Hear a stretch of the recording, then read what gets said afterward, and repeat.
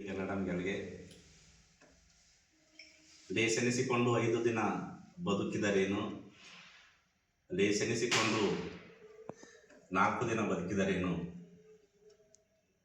ಲೇಸೆನಿಸಿಕೊಂಡು 3 ದಿನ ಬದುಕಿದರೇನು, ಲೇಸೆನಿಸಿಕೊಂಡು 2 ದಿನ ಬದುಕಿದರೇನು. ನಮ್ಮ ಕೂಡಲ ಸಂಗನ ಶರಣರ ಸಂಘದಲ್ಲಿ ಲೇಸೆನಿಸಿಕೊಂಡು 1 ದಿನ ಬದುಕಿದರೆ ಸಾಕು. ನನ್ನ ಹುಟ್ಟುಹಬ್ಬದ ಪ್ರಯುಕ್ತ ಅಕ್ಕ ಶ್ರೀದೇವಿ ಬಸವರಾಜ್ ಹೋಗಾರ್ ಅವರ ಒಂದು ಮನೆಯಲ್ಲಿ ವಿಶೇಷ ಸನ್ಮಾನ ಮತ್ತು ಹುಟ್ಟುಹಬ್ಬದ ಆಚರಣೆ ಹಮ್ಮಿಕೊಂಡಿದ್ದಾರೆ. ವಿಶೇಷವಾಗಿ ಇಬ್ಬರಿಗೂ ಕೂಡ ಅನಂತ ಕೋಟಿ ಪ್ರಣಾಮಗಳೊಂದಿಗೆ ಧನ್ಯವಾದಗಳನ್ನು ತಿಳಿಸುತ್ತೇನೆ. ಜೊತೆಗೆ 2025 ಜಿಲ್ಲಾ ಮಟ್ಟದ ರಾಜ್ಯೋತ್ಸವ ಪ್ರಶಸ್ತಿ ಅತ್ಯಂತ ಸೂಕ್ತ ಮತ್ತು ಸಮರ್ಥ ಸಾಹಿತ್ಯ ಸೇವೆಯನ್ನು ಪರಿಗಣಿಸಿ ಆಯ್ಕೆಯಾಗಿ ಪ್ರಶಸ್ತಿಗೆ ಭಾಜನರಾಗಿ ಸ್ವೀಕರಿಸಿ ಇಡೀ ಜಿಲ್ಲೆಯಲ್ಲಿಯೇ ಅತ್ಯಂತ ಸೆಲೆಬ್ರಿಟಿ ತರಹ ಫೇಮಸ್ ಆಗಿದ್ದಂಥ ಅಕ್ಕ ಶ್ರೇಯ ಅಕ್ಕ ಅವರವರಿಗೂ ಹಾಗೂ ಆತ್ಮೀಯ ಸಹೋದರ ಸದಾ ನನ್ನ ಒಳಿತನ್ನು ಬಯಸುವಂತಹ ಸ್ನೇಹಜೀವಿ, ಕಷ್ಟದ ದಿನಗಳಲ್ಲಿ ಸಹಾಯ ಮಾಡುವಂತಹ ಮನೋಭಾವ ಹೊಂದಿದಂತಹ ಸ್ಪರ್ಧಾ ಸಂಕಲ್ಪ ಅಕಾಡೆಮಿಯ ಅಧ್ಯಕ್ಷರಾದಂತಹ ನಾಗೇಸ್ವಾಮಿ ಅವರಲ್ಲಿಯೂ ಹಾಗೂ ನಿವೇದಿತಾ ಹೋಗಾರ್ ಟ್ರೈನರ್ಸ್ ಅಕಾಡೆಮಿಯಲ್ಲಿ ಕಾರ್ಯನಿರ್ವಹಿಸುತ್ತಿರುವಂತಹ ರಜನಿ SD ಮೇಡಮ್ ಅವರಲ್ಲಿಯೂ ಹಾಗೂ ಇನ್ನಿತರ ಸಹೋದರಿಯರಲ್ಲಿಯೂ ತಮ್ಮೆಲ್ಲರಿಗೂ ಮಕ್ಕಳ ದಿನಾಚರಣೆಯ ಹಾರ್ದಿಕ ಹಾಗೂ ಇವತ್ತಿನ ಕಾರ್ಯಕ್ರಮದ ಅಂಗವಾಗಿ ಶುಭಾಶಯಗಳನ್ನು ಕೋರುತ್ತೇನೆ.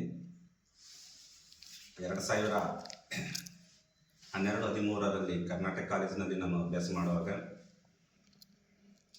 ಪಂಚಾಕ್ಷರಿ ಪುಣ್ಯಶೆಟ್ಟಿ ಬೀದರ್ ಜಿಲ್ಲೆ ಹಿರಿಯ ಸಾಹಿತಿಗಳು ಮತ್ತು ಜಿಲ್ಲಾ ಕನ್ನಡ ಸಾಹಿತ್ಯ ಪರಿಷತ್ತಿನ ಮಾಜಿ ಅಧ್ಯಕ್ಷರು 2 ಅವಧಿಗೆ ಮಾಜಿ ಅಧ್ಯಕ್ಷರಾದಂಥ ಅವ್ರ ಮನೆಯಲ್ಲಿ ಬಾಡಿಗೆಯಿಂದ ಉಳಿಯಲು ಅವಕಾಶ ಇತ್ತು.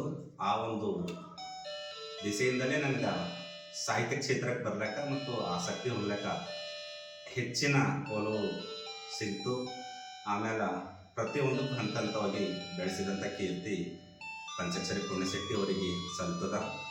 ಅದಾದ ನಂತರ ಸುಮಾರು 7-8 ವರ್ಷಗಳ ಕಾಲ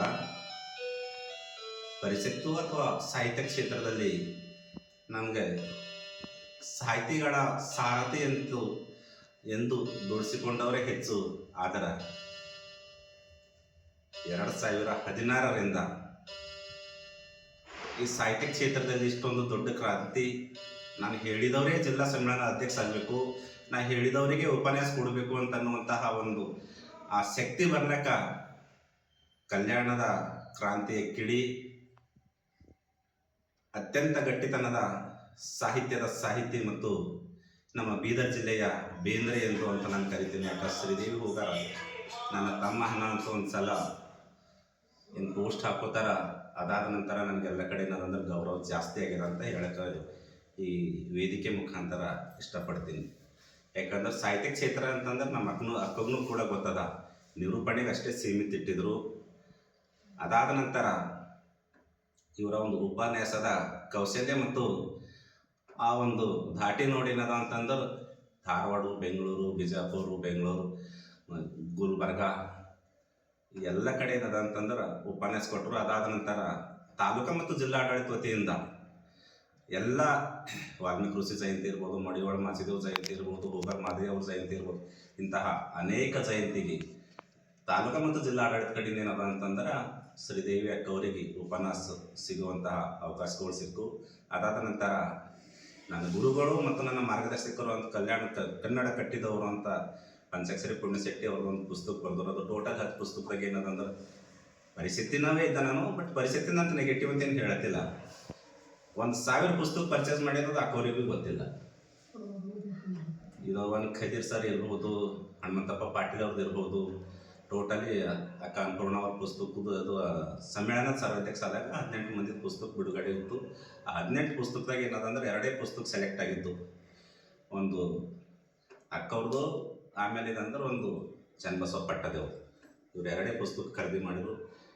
ಇತ್ತೀಚಿನ ದಿನದಾಗ ಏನದಂದ್ರೆ ಒಣ ಸಾಹಿತ್ಯ ಅಂತಂದ್ರೆ ಏನು ಇದು ಇರಲ್ಲ. ಏನಾದರೂ ನಾವು ಸಾಧನೆ ಮಾಡಬೇಕು ಅಂತ ತನ್ನ ಮಗಳನ್ನು ಕಳ್ಕೊಂಡು ಬೇರೆ ಮಕ್ಕಳಲ್ಲಿ ತನ್ನ ಮಕ್ಕಳನ್ನು ಕಂಡು ಇಡೀ ಸಮಾಜದ ಮಕ್ಕಳೇ ನನ್ನ ಮಕ್ಕಳು ಆಸ್ತಿ ಎಂದು ಭಾವಿಸಿಕೊಂಡು ಸೇವೆ ಸಲ್ಲಿಸ್ತಾ ನಿವೇದಿತ ಹೋಗರ್ ಪ್ರತಿಷ್ಠಾನ ಅಂತ ಯಾವ ಥರ ಕೆಲಸ ಮಾಡಿದ ಅಂತಂದರೆ ಇವತ್ತಿನವರೆಗೂ ನಾವು ಕೆಲಸ ಮಾಡಿದಂತಹ ಪ್ರತಿಷ್ಠಾನದ ವತಿಯಿಂದ ಕೆಲಸ ಮಾಡಿದ್ದು ಇವಾಗ ಪರಿಷತ್ ಮಾಡಿಲ್ಲ ಮತ್ತು ಯಾವ ಸಂಘ ಸಂಸ್ಥೆಗಳು ಮಾಡಿಲ್ಲ ಅಂತ ನಾನು ಹೇಳೋಕ್ಕೆ ಇಷ್ಟಪಡ್ತೀನಿ. ಕನ್ನಡ ಮಾಧ್ಯಮ ಶಾಲೆಗಳು ಉಳಿವಿಗಾಗಿರ್ಬೋದು, ಉದಯೋನ್ಮುಖ ಸಾಹಿತಿಗಳಿಗೆ ಬರವಣಿಗೆ ಅಂತಿರ್ಬೋದು, ನಮ್ಮ ಹೆಸರು ಹೇಳಲ್ಲ. ಒಬ್ಬಾಕಿ ಆತ್ಮೀಯ ಗೆಳತಿ ನಮ್ಮ ಅಕ್ಕವ್ರದ್ದು ಎಲ್ಲ ಇವ್ರದ್ದೇ ಪೂರ ಪುಸ್ತಕ ಕೃತಿ ಶೋಧ ಮಾಡಿ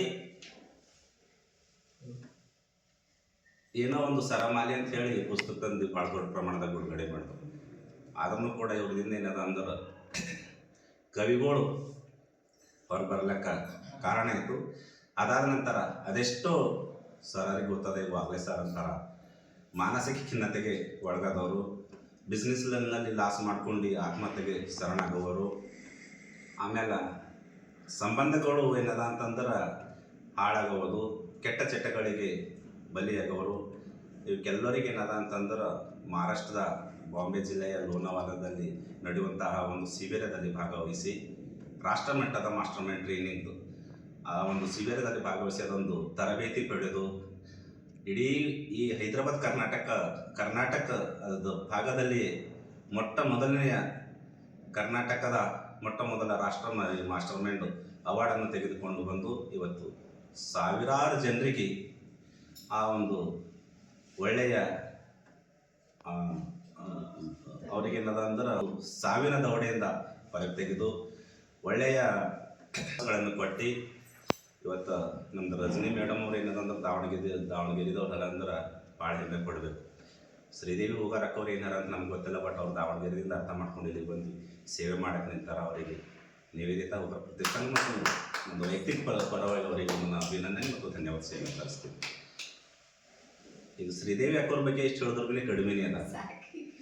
ಅದು ಏನಾದ್ರೂ ನಾವು ಒಂದು ಹಂತಕ್ಕಿಂತ ಈ ಹಂತಕ್ಕೆ ಬೆಳೆದಿದ್ದಂದ್ರೆ ಎಲ್ಲ ಸರಿ ಸೆಗಡಾಡಿ ನಮ್ಮ ತಮ್ಮ ಕೊಣ ಗುಡ್ಸ್ಕೊಂಬೋರಿದ್ರಿ, ನೀವು ಅವನಿಗೆ ಮದುವೆ ಮಾಡೋರಿಲ್ಲ ನೋಡೋರಿಲ್ಲ ಅಂತ ಎಲ್ಲರೂ ಸರಿ ಸೆಗಡಾಡೋರು. ಆಗಿನ ಹಿಡ್ದೇ ನನಗೆ ನನ್ನಂದ್ರೆ ಒಳ್ಳೆ ಹೆಸರು ಬಂತು, ಪರಿಸ್ಥಿತಿಯಿಂದ ಒಳ್ಳೆ ಪೋಸ್ಟ್ಗಳು ಸಿಕ್ಕು, ನಾನು ಹೇಳಿದಷ್ಟು ಕೇಳತ್ತರು, ಯಾಕೋ ಬಿಟ್ಕೊಟ್ಟು ಎತ್ಕೊಡೋದು ನಾವೇ ಗೆದಿಬೋದು ಅನ್ನುವಂತಹ ನೀತಿ ಬಂತು. ಆಮೇಲೆ 2ನೇ ಅವಧಿದಾಗ ಏನದಂದ್ರೆ ಶ್ರೀದೇವಿ ಅಕ್ಕವ್ರು ಚುನಾವಣೆ ನಿಂದಿರ್ತಾರ ಅಂತ ಅವ ಜವಾಬ್ದಾರಿ ಎಲ್ಲ ಕಡೆ ಮಾಡ್ಕೊಂಡು ನಾವೇನು ಮಾಡಿಲ್ಲ. ನೀವು ನಿಮ್ಮ ಕಾಲು ಬೀಳ್ತಾರೆ, ಅಕ್ಕವ್ರಿಗೆ ಕೇಳಿದ್ದು ಒಂದು ಸಲ ನಿಂದಿರ್ಬೇಡ್ರಿ, ಅವ್ರು ನಿಂತರು ನಾವು ಬಿ ಸೋಲ್ತೇವೆ, ನೀವು ಬಿ ಸೋಲ್ತೀರಿ, ಇಬ್ಬರು ಹೆಬ್ಬಳಿನ ಕಡೆಯಿಂದ ಈ ಕಡೆಯಿಂದ ಬಂದು ಅಂತ ಒಂದು ಶಕ್ತಿ ಅದರೊಳಗೇನು ಅಕ್ಕವ್ರಿಗೆ ಒಲವು ಇದ್ದಿಲ್ಲ. ಮುಂಬರುವ ದಿನಗಳಲ್ಲಿ ಈ ವೇದಿಕೆ ಮುಖಾಂತರ ನಾ ಇವತ್ತಿನವರೆಗೂ ಮಾತು ಕೊಟ್ಟಿದ್ದು ತಪ್ಪಿಸಿಲ್ಲ.